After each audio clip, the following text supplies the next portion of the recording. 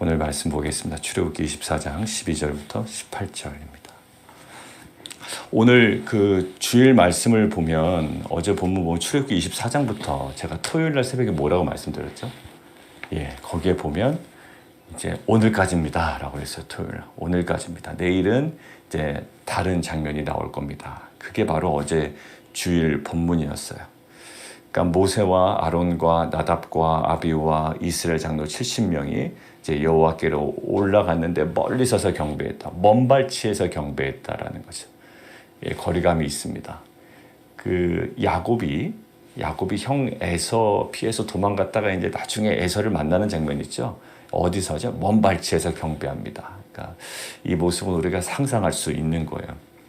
자, 근데 왜 경배하냐면 결국 이게 지금 이제 언약식, 언약 예식, 언약 체결식 뭐 여러 가지로 표현될 수 있는데 이것들이 이루어집니다. 좀 하나 대비해서 하나 볼 것은 이겁니다. 굉장히 독특한 의식이 하나 들어가요. 어떤 의식이었나요? 어제 보니까요. 그들이 나왔다. 뭐 여러 가지가 있지만 독특한 의식이 있습니다. 저는 5절이었어요. 이스라엘 자손의 청년들을 보내어 여호와께 소로 번제와 화목제를 드리겠다라는 거예요. 제사장 아직 그 조직이 다 세팅이 되어 있지 않죠. 그래서 아마 이스라엘 자손 중에 청년들, 아마 장자들 모르겠습니다. 그래서 그들이 이제 서로 번제와 화목제를 드리게 하고 모세가 6절이요. 피를 가지고 여러 양푼에 담고 반은 제단에 뿌리죠. 그리고 언약서를 가져다가 백성에게 낭독합니다. 그러니까 이 공식적인 어떤 행사인 거예요. 언약서를 가져다가 백성에게 낭독하여 듣게 하니 그들이 뭐라고 대답합니까? 여호와의 모든 말씀을 우리가 준행하리이다. 형식은 있지만 형식적이진 않았을 거예요. 우리의 신앙의 가장 중요한 부분입니다. 형식은 있지만 형식적이진 않았을 거예요. 그리고 모세가 또 다른 형식으로 그들에게 접근합니다. 모세가 그 피를 가지고 백성에게 뿌리며 이르되 이는 여호와께서 이 모든 말씀에 대하여 너희와 세우신 언약의 피니라. 왜 이 부분을 주목했냐면 5절부터 8절까지 이끌어가는 거 뭘까요? 언약의 피예요. 우리가 보기엔 죽임당한 짐승의 피인데 그게 무슨 언약의 피다라고 했지. 의미를 부여하셨습니다. 그게 바로 지금으로 따지면 예수 그리스도의 그 보배로운 피예요. 한낱 소피 아닙니까? 소피를 뿌린 것뿐인데 그 피의 의미를 부여하셨고 하나님은 이 이스라엘 백성과 언약을 맺으시고 이 언약의 피다라는 거예요. 우리가 그 주일만 찬할 때 우리가 그 떡과 잔을 대할 때 뭐라고 제가 이렇게 함께 나누죠? 언약의 피다라고 이야기를 하죠. 포도주인데요. 포도주도 아니고 이제 포도주스죠. 그게 뭡니까? 그게 하나님 예수 그리스도를 통한 언약의 피예요. 자, 그 이후에 대조되는 거예요. 자, 1절 아까 제가 어디에 주목했습니까? 뭐 여러 명 나오지만 먼 발치에서 경배했죠. 근데 그 피를 뿌리는 그 모세가 백성에게 뿌리고 언약의 피니라라는 선언한 이후에 지금 10절과 11절에 굉장히 특별한 표현이 있습니다. 자, 10절 이스라엘 하나님을 봤다라는 거야. 보는 자는 원래 죽거든요. 근데 보았대요. 누가? 모세와 아론과 나답과 아비후와 이스라엘 장로 70인이 올라가서 이스라엘 하나님을 보았다. 자, 그리고 11절 하나님을 뵙고 먹고 마셨더라. 여러분들 이것에 대한 굉장한 다양한 이견들이 있습니다. 실제적인 실체를 봤다. 아니면 영광을 봤다. 환상을 봤다. 이성적으로 본 거다. 지성으로 봤다. 뭐 여러 가지가 있거든요. 몰라요. 어떻게 무엇을 보았는지는 모르겠습니다. 근데 지금 왜 우리가 주목하냐면 1절에 있는 거, 그 피 뿌리기 전에, 언약의 피 이전에 뭐 어떤 거였습니까? 멀리서 경배했죠. 근데 지금 이 여호수아의 출애굽기의 저자는 멀리서 경배했던 이 거리감이 어떻게 돼 있어요? 뵙고 먹고 마셨더라로 굉장히 거리가 가까이 되어 있습니다. 가족 원거리에서 경배할 수밖에 없었던 이스라엘 민족이 이제 가까이에서 경배하고 오히려 뵙고 먹고 마셨더라로 어제 본문이 끝나고 있어. 참 아름답고 굉장히 우리에게는 가슴 벅찬 일입니다. 근데 무엇이요? 언약의 피라는 거예요. 그러니까 결국 이스라엘 백성과 하나님 사이에 이어지는 것은 다른 것은 없어요. 은혜로 말미암는 그 언약의 피입니다. 언약이에요. 어제도 우리 주일에 이야기 나눴죠. 갈렙을 그렇게 45년 동안 한결같이 강하게 이끌어갔던 것은 뭘까요? 그냥 갈렙의 어떤 독특한 특성이 아닙니다. 개성이 아니라 갈렙의 계속 삶에 뭐했던 말레했던 충만했던 뭘까요?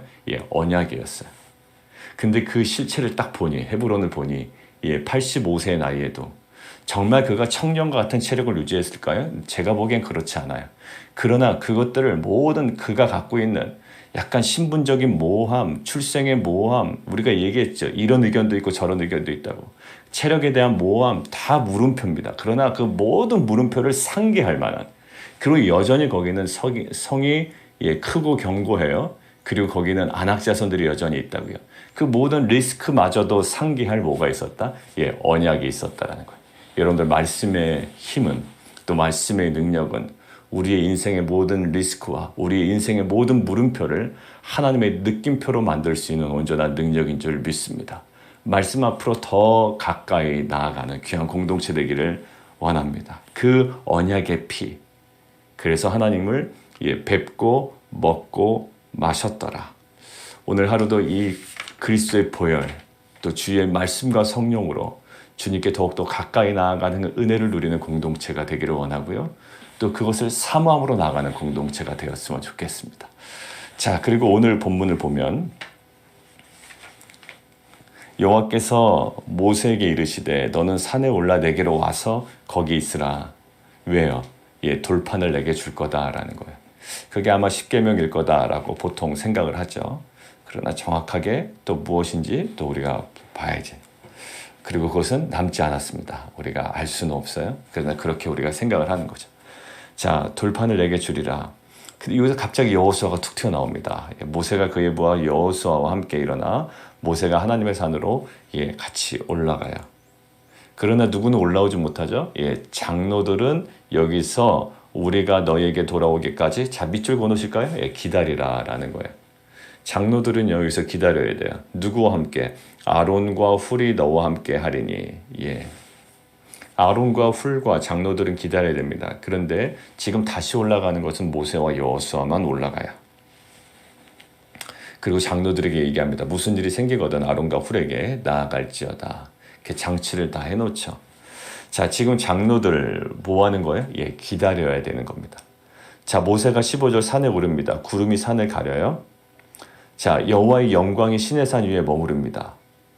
근데 구름이 바로 들어가는 게 아니라 구름이 엿새 동안 산을 가리더니, 거기 가리더니 밑줄을 해놓으시고요. 산을 가렸다라는 것은요, 약간의 거리감이 갑자기 또 느껴지는 거예요. 근데 7째 날에 여호와께서 구름 가운데서 모세를 부르시니라. 그러니까 결국 모세는 지금 6일 동안 하나님께 나아가지 못하고 있다가 뭐 했죠? 기다렸습니다. 자, 여기 장로들 14절 그 기다림이 있었고요. 또 16절에 있는 모세의 엿새 날 동안의 그 기다림이 있었어요. 뭐 학자들 이야기를 들어보니까 이거 여러 가지로 설명하더라고요. 그러니까 이것에 대한 해석은 아니고 이것이 상징하는 어떠한 상징들을 이렇게 좀 이야기해요. 생각할 수 있는, 유추할 수 있는 어떤 거냐면 하나님께서 인간을 첫째 날 만들지 않으셨단 말이에요. 그죠? 6째 날 만드시고 6째 날 만들어진 하나님에 의해서 흙으로 또한 그 하나님의 그 호흡으로 만들어진 이 인간이 6째 날 만들어지고 7째 날 뭐 했을까요? 하나님 안식하셨거든요. 그러니까 바로 하나님과의 안식으로 들어간 거예요. 그러면서 뭐 여러 가지 이제 이야기들을 하는데 오늘도 보십시오. 첫째 날부터 6째 날 동안은 모세가 뭐 하는 게 없어요. 그냥 기다리는 겁니다. 그러고 나서 7째 날 여호와께서 구름 가운데 모세를 부르십니다. 그리고 얼마 동안요? 18절 구름 속으로 들어가서 산 위에 올랐으며 모세가 40일 40야를 산에 있으니라. 40일 동안 이제 하나님과 함께 거기에 있게 되죠.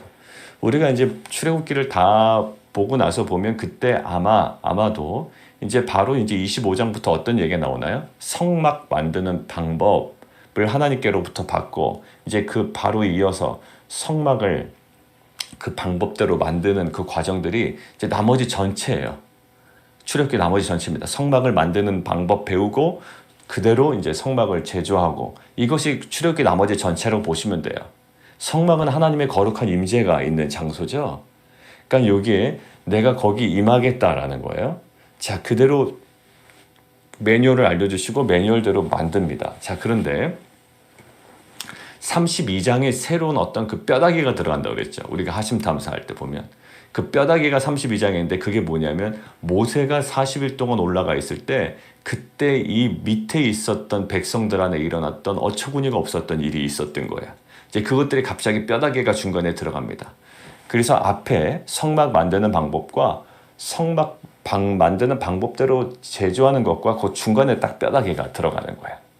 자, 우리가 이제 보시면 40야를 산에 있다라고 할 때 신명기 9장 9절에 보면 모세가 40일 40야를 어떻게 지냈는지 나중에 모세가 이스라엘 백성에게 이렇게 얘기합니다. 신명기 9장 9절에 이렇게 얘기해요.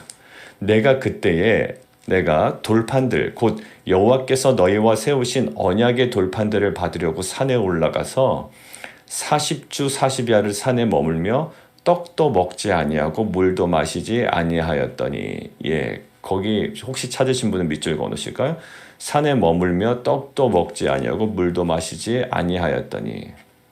하나님께서 금식을 명하셨는지 아니면 스스로 했는지 이것에 대해서 명확하지 않아요. 그런데 그 모든 음식 공급이 중단되어 있는 상태였습니다. 근데 아마 모세는 그것으로 충분했던 것 같아요. 예, 왜 했는지는 몰라요. 왜 그것들을 시작하게 되는지 40일 동안 왜 그 삶을 유지해야 되는지 모르지만 모세는 살아가는데 물도 마시지 않았다? 예, 떡도 아니하고 물도 마시지 않았다. 이것은 굉장히 극한 상황까지 가는 거예요. 사실 여러분들 물을 마시지 아니하면 사람은 금방 죽습니다. 큰일 납니다. 인체 몇 프로가? 70%가 물이잖아요. 근데 물이 공급이 안 된다? 보통 금식 달 때는 그래도 물은 마시거든요. 근데 지금 떡도 물도 마시지 아니었다. 근데 하나님의 그 보호하심이 있었던 것 같고요. 또 굉장히 특별한 은혜가 임했던 것 같아요. 자, 중단입니다. 모든 물과 떡이 중단되었어요. 자, 근데 오늘 좀 저희가 주목하기를 원하는 것은 뭐냐면 이 12절과 18절에 보면 분명히 언약식에 체결되어 있습니다. 그들이 무엇을 보았다, 장로들이? 아까 그래서 그 부분 얘기야. 하나님을 보았다. 그것이 영광인지 환상인지 무엇인지 몰라요, 우리는. 그러나 장로들은 이미 누구를 보았다? 이스라엘의 하나님을 보았다. 그리고 하나님을 뵙고 먹고 마셨더라. 그런데 지금 갑자기 어디로 들어간 겁니까? 분명히 감격적으로 하나님을 뵙고 먹고 마셨던 이들이 갑자기 모드가 어떻게 맞아요?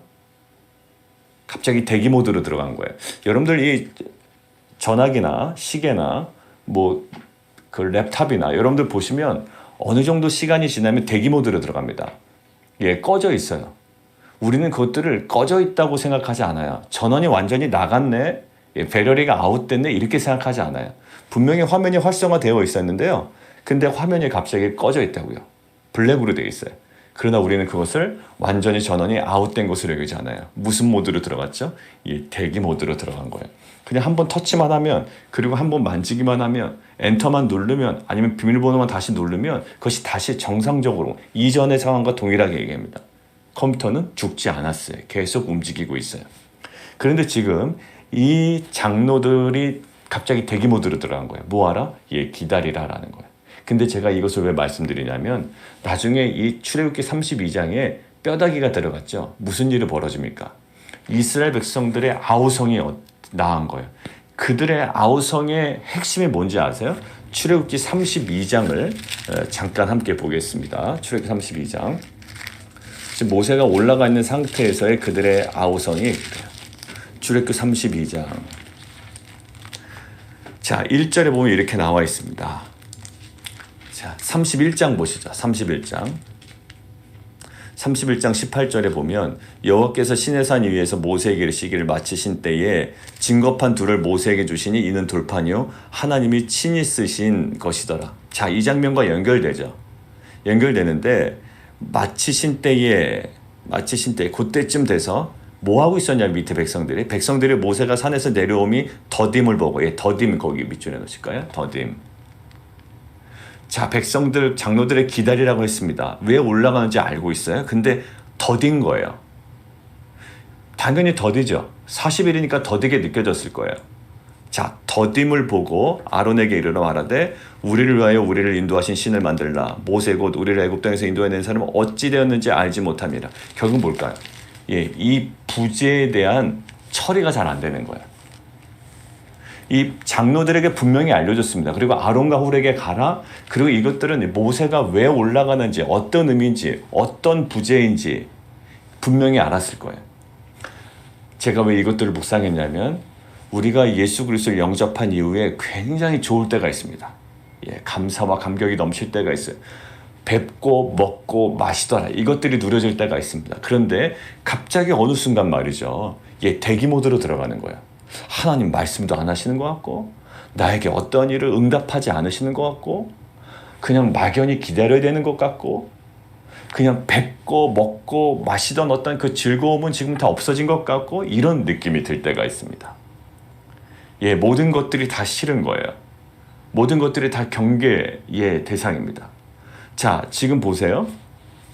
기다리라 라고 하고 40일 동안 모세는 있습니다.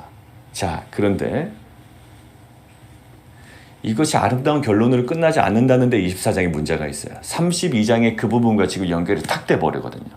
백성들이 난리가 나고.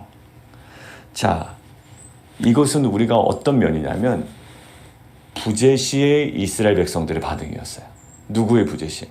모세의 부재시. 그리고 그들은 모세의 부재를 하나님의 부재로 그냥 인식해버립니다. 뭐 어떻게 된 거야? 라는 거예요. 우리가 응답이 없을 때 어떤 우리의 인생이 갑자기 대기 모드로 들어간 것 같아요. 어떤 삶의 변화가 없습니다. 누가 그랬을까요? 요셉이 그랬습니다. 요셉이요. 하나님께서 뭔가 꿈을 보여주셨는데 갑자기 그와는 정반대로 이건 대기 모드도 아니죠. 대기 모드와는 더 반대.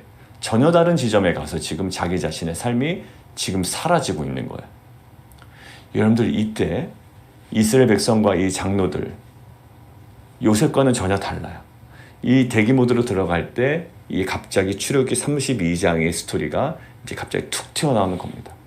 결국 부재시의 이스라엘의 반응이었어요. 자, 그런데 다시 한번 묵상해 봤습니다. 이것이 정말 실제적인 부재였냐라는 거예요. 그들이 그냥 부재로 느낀 것일 뿐이지 그냥 이것이 꺼진 것처럼 보일 뿐이에요. 그러나 꺼지지 않았어요. 그냥 치면 바로 화면이 활성화가 된다고요. 하나님은 멀리 계신 분이 아니었어요. 하나님의 부재는 불가능해요. 실은 우리가 하나님의 임재를 누리지 못할 뿐이지 하나님은 항상 우리와 함께 하십니다. 특히 이 언약 체결식을 치르고 난 후잖아요. 그리고 너희는 제사장 나라가 된다라고 그랬잖아요. 그리고 뵙고 먹고 마셨지 않습니까? 이 감격이 그 40일 동안의 부재가 너무 컸던 거예요, 얘들에게는. 근데 실제적인 부재원이 아니에요. 부재로 인식될 뿐 하나님의 임재가 있었다고요. 보고 계셨고. 그러니까 모세에게 야 내려가 봐라. 정말 어처구니 없는 일이 벌어지고 있다라고 하겠죠. 하나님의 시선은 계속 머물고 있었고요. 계속 보고 계셨고요.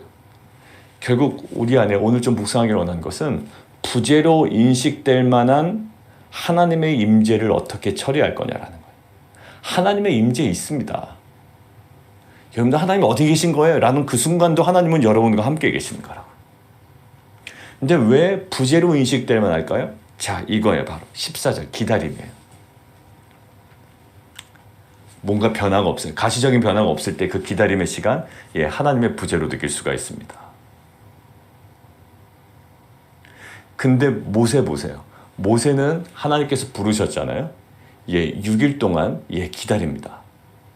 구름에 가려져 있지만, 그리고 일곱째 날에 부르실 때에 그 구름 안으로 산 위로 올라가죠. 그리고 40일 동안 사실 그 모세는 하나님과의 어떤 우리가 알지 못하는 깊은 교제를 나눴을 거예요. 그리고 그에 관한 이야기를 많이 듣고 또 백성에게 전할 마음으로 이제 내려오려고 그랬을 겁니다. 사랑하는 성도들, 우리 안에 사실 이 하나님의 그 부재처럼 느껴지는 임재가 있습니다. 기다림의 시간일 수도 있고요.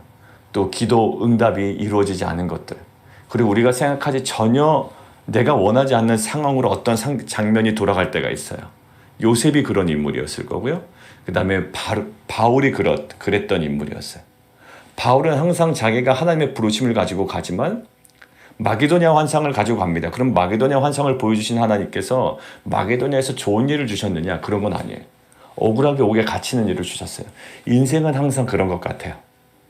그러니까 인생은 항상 꼬인다가 아니라 하나님의 구속사는 우리가 알지 못하는 방법과 절차와 과정을 통해서 일어나고, 하나님은 그것을 항상 말씀으로 또 그 성령으로 그것들을 우리로 하여금 깨닫게 하십니다.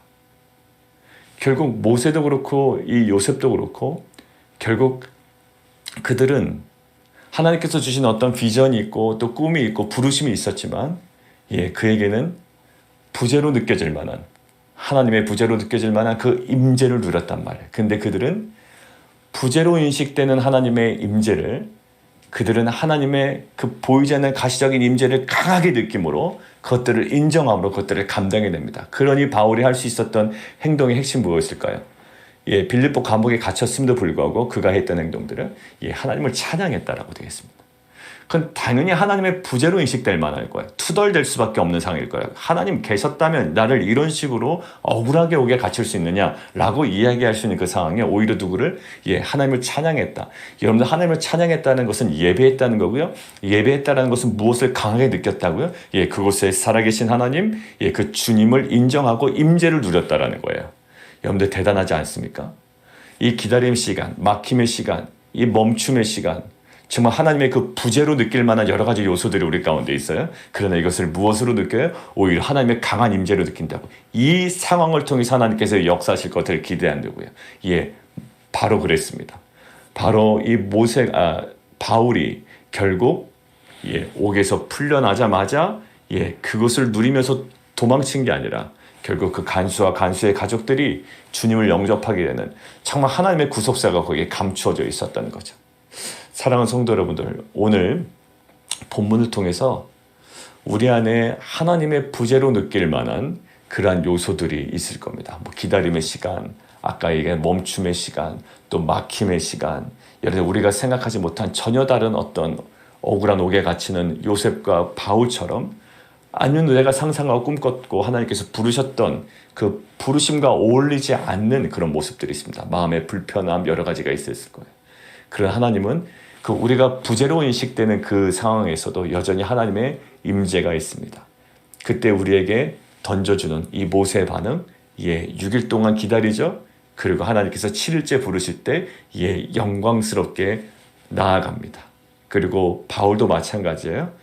부재로 인식될 만한 상황 가운데 오히려 그곳 하나님의 임재를 강하게 느껴가며 그는 하나님을 찬양합니다. 오늘 우리의 일상, 루틴한 일상을 당할 때 또 다른 크로노스를 살아갈 거예요. 또 다른 크로노스. 제가 크로노스 설명할 때 다윗과 룻 이야기를 많이 합니다. 다윗은 어땠나요? 한 것이라고는 아무것도 없습니다. 일상, 항상 양 치는 거였어요. 가축을 치는 겁니다. 별다른 거 없었을 거예요. 근데 별다른 없는 그 크로노스, 일상, 그 연대기적인 그 시간을 다윗은 뭐합니까? 그 들판에서 하나님을 찬양합니다. 그러니까 정말 아무것도 일어나지 않은 그 크로노스, 정말 아무것도 일어나지 않았어요. 자기는 항상 그 가축을 치는 거였다고요. 그런데 그 아무것도 일어나지 않은 크로노스에서 다윗이 열중했던 건 뭐죠? 하나님의 임재를 느끼며 예배하고 찬양했어요. 다윗의 특징이요, 찬양하는 자예요. 그러니까 자신의 루틴, 그냥 동일한 것이 반복되는 루틴 가운데 했던 것, 하나님을 찬양하는 거였어요. 그리고 열심히 자기의 맡겨주신 일을 하는 거였습니다. 근데 마침 하나님의 그 카이로스, 골리앗 앞에 세우실 때 결국 하나님을 찬양했던 그 임재의 그 영광이 그 순간에도 임하는 거예요. 나는 만군의 누구 이로 나간다? 만군의 여호와 이로 나간다. 여러분들 일상에서가 하나님의 임재를 누리지 않았다면 골리앗 앞에서 그게 선포될 리가 없어요. 그는 일상 가운데 크로노스 가운데 하나님의 임재를 가득 누렸습니다. 그리고 하나님을 찬양했습니다. 그러니 가시적인 골리앗이 딱 버티고 있어도 그 일상 동안 그 크로노스 동안 경험한 하나님의 임재의 영광을 그대로 입으로 선포하고 그가 평소에 단련되었던 그 물맷돌을 가지고 그를 칠 수가 있었던 거예요. 사랑하는 성도 여러분, 그래서 우리가 그 예전에 히민하임이라고 했었죠. 여성 사역들. 그건 뭘까요? 일상 가운데 왜 찬송가를 왜 불러? 이거 물어본다고요. 그건 뭘까요? 그곳에 임재하시는 하나님 앞에 나아가는 거죠. 우리 노래 좋아서 부르나요? 찬양과 예배는 결국 하나님의 임재를 누리는 자만 할 수 있습니다. 누리지 않는 자도 그냥 형식적으로 할 수 있으나 임재를 누리는 자, 여러분들 그것이 우리의 결정적인 하나님의 카이로스 때 그때 하나님을 찬양하고 예배했던 것이 우리에게 능력이 될 줄 믿습니다. 여러분들 이 부재 중에도 우리가 할 수 있는 거, 뭔가 하나님의 부재로 인식되는 이 상황 가운데 할 수 있는 건 뭐라고요? 하나님의 임재를 누리고 그분을 찬양하는 거예요. 다윗에게는 그것이 능력이 되었고요. 룻도 자기의 시어머니를 따라서 돌아온 땅에서 아무것도 할 수 없는 것은 없었습니다. 그냥 은혜를 입고 남의 밭에 가서 곡식을 줍는 것뿐이었어요. 그런데 그것들을 아침 일찍부터 와서 저녁 늦게까지 점심 잠깐 먹는 거 빼놓고서는 열심히 일합니다라고 그 신하의 눈에 들어오잖아요. 그래서 그 보아스가 눈여겨보다가 물어볼 때 그 신하는 아주 적극적으로 룻을 설명해 줍니다. 룻의 어떤 면을 설명해 주는 거예요? 룻의 크로노스를 설명해 준 거라고요. 룻이라는 여자는요, 이 자신에게 주어진 크로노스를 저렇게 열심히 살아갑니다 라고 했던 거예요. 결국 룻의 크로노스는 보아스의 만남, 하나님의 카이로스와 딱 맞닿아 있게 되죠. 여러분들, 하나님이 부재 중이라고 생각되는 그 시간 동안 그 크로노스 때 우리가 해야 되는 것, 하나님의 거룩한 임재를 누리는 거예요. 근데 사실 이스라엘 백성은 거기서 실패했던 겁니다. 기다림을 못 버틴 거예요. 그 크로노스를 못 버틴 거예요. 그러니까 결국 무엇을 만듭니까? 금송아지를 만들어 버려요. 그리고 출애굽기 32장의 모습이 그들 가운데 보여지는 겁니다. 사랑하는 성도 여러분들, 오늘도 막 하나님의 카이로스가 우리 가운데 벌어지지 않을 거예요. 그러나 우리에게 주어진 크로노스를 하나님의 거룩한 임재 속에 들어가 마음껏 찬양하고 다윗처럼 그의 영광을 찬양하며 부재 중인 것처럼 보이지만 정말 실제적인 하나님의 임재를 누리며 살아가는 귀한 공동체 되기를 원합니다. 그것이 여러분들에게 맞닥뜨릴 하나님의 카이로스의 온전한 능력이 될 줄 믿습니다. 우리 함께 기도하며 나가도록 하겠습니다. 여러분들 결국 기다림도요, 하나님과의 관계를 맺는 중요한 과정입니다. 모세가 그냥 바로 들어가지 않잖아요. 6일 동안 머물러 있습니다. 그 기다림을 잘 감당하고요, 7일째 말씀하시니 들어가요. 결국 이 기다림, 요셉에게도 기다림의 시간이 있었습니다. 10몇 년 동안 기다렸어야 돼요. 바로 하나님께서 사용하지 않으세요. 모세도요, 사실 40년 동안 기다림이 있었어요. 자기가 기다리는 줄도 몰랐을 거예요. 그러나 하나님께서는 모세를 모세답게 하기 위하여 40년의 광야의 시간을 또 마련하셨죠. 여러분들 이 기다림은요, 하나님의 부재가 아니에요. 하나님이 열심히 일하고 계신다고요. 요셉의 그 시간 속에서도, 모세의 40년 시간에서도 하나님은 열심히 일하고 계세요. 하나님의 부재는 없습니다. 결국 그 하나님께서 우리로 하여금 기다리게 하는 시간도 하나님과 우리와 관계 맺는 소중한 시간이에요. 근데 이스라엘 백성은 출애굽기 32장에 그것들을 정말 날려버립니다. 그냥 엉뚱한 일을 하게 돼요. 우리 삶 가운데 여러분, 최근에 예배가 잘 안 드려지고, 최근에 뭔가 이렇게 잘 안 되고, 뭔가 마음이 낙심되고, 내가 원하는 방향대로 안 되고, 이 상황도 내가 못 받아들이겠고, 이 모든 것들이요, 결국 어디로 갈까요? 하나님의 그 부재 중. 여러분들, 하나님의 부재 중에 사인은 없습니다. 그 가운데 일하시는 거예요. 내가 불편해도 이것이 불편한 가정 가운데 하나님께서 역사하시는 거예요. 옥에 갇혀도 옥에 갇힘을 통해서 하나님이 일하시는 거예요. 구속사를 막으면 안 돼요. 구속사를 바라보지 못하면 안 돼요. 그럼 다 불편한 겁니다. 옥에 갇히는 것도 불편하고, 내가 40년 기다리는 것도 불편하고, 지금 모세가 40일 동안 가 있는 것도 불편하고, 처음부터 끝까지 다 불편한 거거든요. 아니에요. 하나님은 일하고 계세요. 이것들 부재로 인식되는 하나님의 거룩한 임재를 우리가 강력하게 누리며 하나님을 경배하고 찬양하고 궁극적인 하나님의 카이로스의 것이 우리에게 능력이 되는 귀한 공동체 되게 도와주옵소서. 우리 함께 기도하며 나가도록 하겠습니다.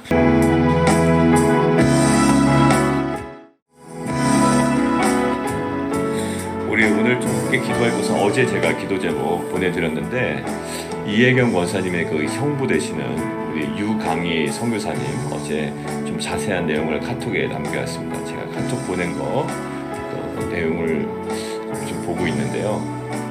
남침내 교단에서 중국으로 파송돼서 13년 동안 선교사로 사역하셨습니다. 어제 우리가 마침 갈렙에 대한 설교를 했는데 85세였다고 그래요. 85세 좀 정정하시고 식도염 구토시에 출혈이 증상이 있어서 들어갔는데 위독한 상태입니다. 아직 그 다음에 업데이트는 없는데 제가 이따 한번 연락을 좀 드려보고 또 올리도록 하겠습니다. 그 권사님이 그러셨어요. 어제 날짜 기준으로 오늘 함께 묵상한 여호수아 14장 갈렙처럼 정말 그 강건하게 회복될 수 있도록 정말 이 산지를 내게 주소서 하며 하나님 앞에 나아갔던 또 유강희 선교사님 그 중국에 사역하셨던 그 선교 사역들 우리 유강희 선교사님의 그 건강을 위해서 함께 좀 기도해 주시면 좋겠습니다. 좀 위독하다고 하시니까 우리가 좀 회복을 위해서 함께 기도해 주시고요. 그 다음에 우리 선교사님들 이종호 선교사님 위해서 기도하시고 또 우리 텍사스에 있는 이현수 목사님 지금 많이 회복이 되셨지만 지금 조금씩 이제 계속 재활 치료 과정 중에 있습니다. 위해서 좀 계속 기도해 주시고 질병 가운데 있는 성도님들 위해서 계속 기도해 주시면 좋겠습니다. 그리고 특별히 우리 진이 우리 자매님 우리 부모님 위해서 우리 같이 기도했죠. 부모님의 그 영혼 구원을 위해서 또 이것 때문에 우리 진이 자매님 6월달에 이제 한국을 방문하게 됩니다. 그 만남을 통하여 하나님 정말 그리스도의 그 복된 소식의 그 복음이 한해 온전히 전해지게 하시고 정말 구원의 역사가 있게 하여 주옵소서. 그리고 어머니의 그 건강을 위해서 기도해 주시고 우리 성도님들의 기도 제목들을 위해서 우리 함께 계속 기도하도록 하겠습니다. 기도하겠습니다.